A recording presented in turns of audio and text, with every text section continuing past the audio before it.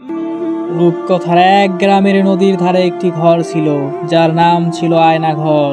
সেই গ্রামের সুন্দর হাসিমাখা মুখের একটি ছোট্ট মেয়ে ছিল।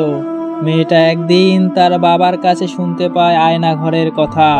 এর আগে মেয়েটি কখনো ঘর থেকে বের হয়নি, সে প্রকৃতি দেখেনি কোনো বাস্তবতা। একদিন সে চিন্তা করলো সে ওই আয়না ঘর দেখতে যাবে, কিন্তু একা একা যেতে সাহস না হয় সে তার সমবয়সী একটি মেয়েকে নিয়ে গেল। আয়না ঘরের সামনে হাজির হয়ে প্রথম মেয়েটি ভাবলো সে আগে ঢুকবে, আর সবকিছু দেখে সে বাইরে এলে দ্বিতীয় মেয়েটি ঢুকবে। কথা মতো প্রথম মেয়েটি ওই ঘরের ভেতরে ঢুকলো। ঢোকার সাথে সাথে রঙিন সব কারুকাজ দেখে মেয়েটার মুখ আনন্দে ভরে গেল। সে এগোতে এগোতে সেই আয়না ঘরের ভেতরে প্রবেশ করলো।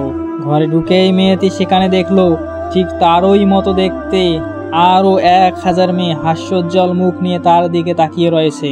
সে যা করছে বাকিরাও ঠিক তাই করছে। মেয়েটি সব কিছু দেখে অনেক মজা পেয়ে বাইরে চলে এলো এবং তার সাথীকে বলল, এমন সুন্দর জায়গা আমি আগে কখনো দেখিনি, এবার থেকে সুযোগ পেলেই আমি এই জায়গায় আসব। সব কথা শুনে দ্বিতীয় মেয়েটি কিছুটা ভয় ভয় মন নিয়ে ঘরের ভিতরে প্রবেশ করলো।